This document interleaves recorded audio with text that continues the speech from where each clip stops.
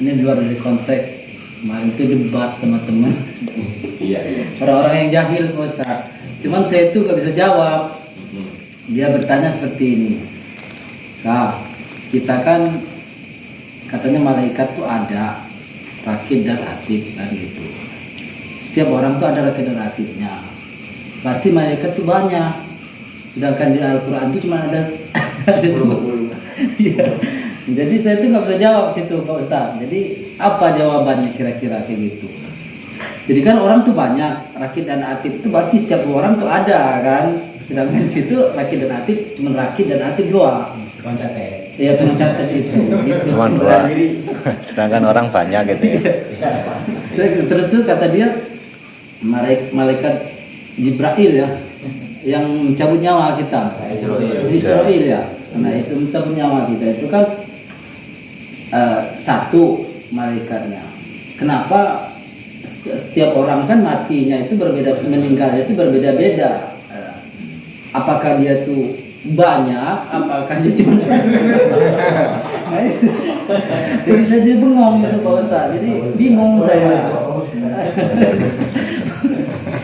Sebenarnya kesalahan saya, mohon maaf, ini bukan kesalahan Pak Eka Saputra, bukan.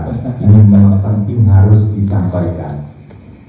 Yang pertama, kenapa kita harus ada pertemuan semacam ini? Sebab kajian ilmu di sini banyak, diantaranya bukan fikih saja. Jadi dalam syariat itu yang pertama, yang kewajiban yang paling pertama Pak Eka adalah yaitu ma'rifatul insan, ma'rifatul ilahi bistiqoni. Harus kita mengetahui ma'rifat, mengenal tentang sifat Allah, amantu billahi, iman kepada Allah, wa malaikatihi, dan malaikat-malaikat Allah, wa kutubihi, wa rusulihi, wa yaumil akhir, wa bil qadari khaihi wa syarrihi min Allah ta'ala. Rukun iman jumlahnya ada 6 perkara yang wajib kita imani.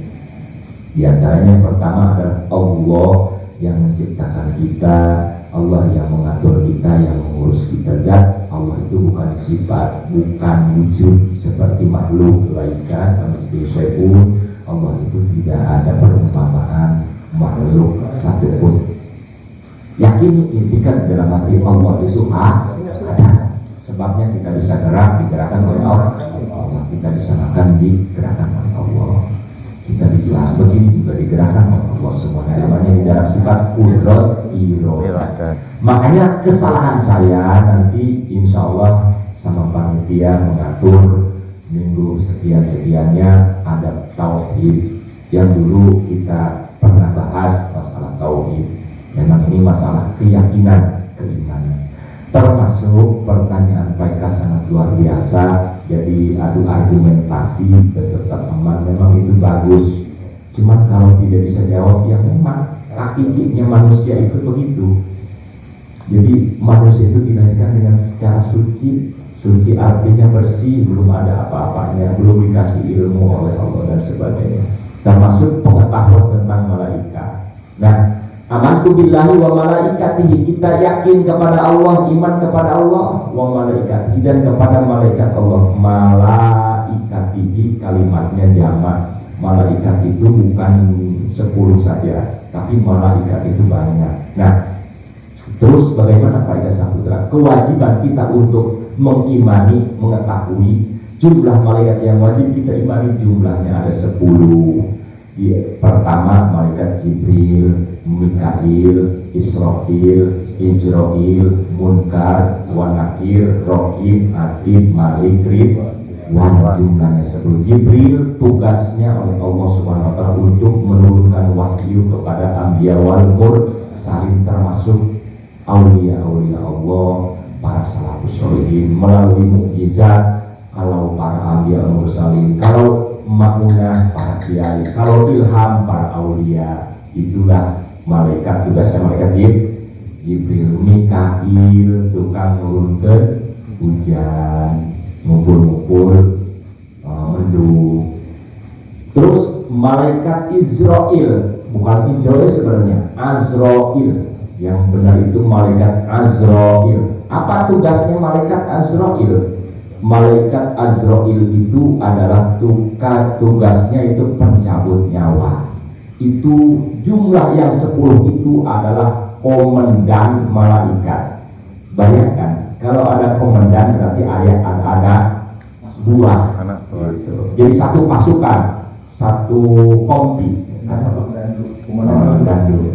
Ya, misalnya Pak begini, Mas Rahmat, dia itu seorang komandan.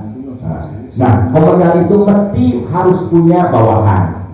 Bawahan itu adalah ganjru, macam-macam lah gitu. Seperti itulah metode atau fasilitasnya. Nah, malaikat Azrail itu adalah komandan dari seluruh malaikat tugas pencabut nyawa. Nah, malaikat Azrail ini mempunyai ribuan jumlahnya murid. Anak buah dari para malaikat Azrail ini tidak diketahui banyaknya, saking banyaknya. Kalau ingin tahu jumlah malaikat anak buah Azrail itu, hitung saja dedaunan pohon di alam dunia ini, itulah jumlahnya. Jadi artinya begini.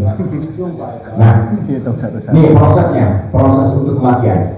Ajal, idza jaa ajaluhum la yastakhiruna sa'atan wa la yastaqdimun. Ketika datang ajal seseorang, la yastakhiruna, maka tidak bisa maju mundur walaupun sedetik saja. Artinya sudah ada di Sulhul Qadim.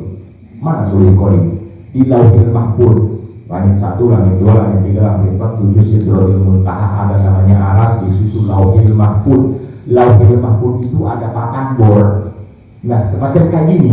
Lauh itu papan, mahfuz itu yang dijaga oleh ribuan malaikat. Nah, di situ ada daftar nama. Pak Eka Saputra, lahir tahun sekian, masa hidupnya sekian, ajalnya sekian, matinya di mana, ya ada semua titiknya. Nah, kalau misalnya itu sudah tandanya merah, ting misalnya, nah nanti ada Sajaratul Hayat. Di bawah pohon, di bawah Lauhil Mahfuz itu ada pohon di mana daunnya tertulis semua makhluk Allah Subhanahu wa Ta'ala di situ. Jatuhlah. Nah, ketika jatuh kepada tanahnya, maka datang ajal. Datang ajal itu malaikat Azrail sudah dikasih tahu sama Allah. Azrail, contoh ya, mau ya. Contoh. Azrail, Mas Rahmat. Siapa aja? Contoh. Mas Rahmat, Jared, hari ini jam sekian sudah datang ajalnya, silahkan cabut ruhnya. Siap komandan. Nah, malaikat Azrail datang lagi ke anak buahnya. Mana anak buahnya? Malaikat Raqib Atid. Raqib Atid itu mah tukang itu ya, catat amal bagus dan amal. Nah, malaikat Raqib Atid mah bukan tukang cabut nyawa. Malaikat Azrail punya anak buah lagi namanya tukang nyabut nyawa. Jumlahnya rombongan ribuan. Sebab nanti roh manusia itu dari mulai ujung ini jempol kaki, ribuan malaikat masuk kepada sel-sel darah terus. Itu malaikat yang mendorong.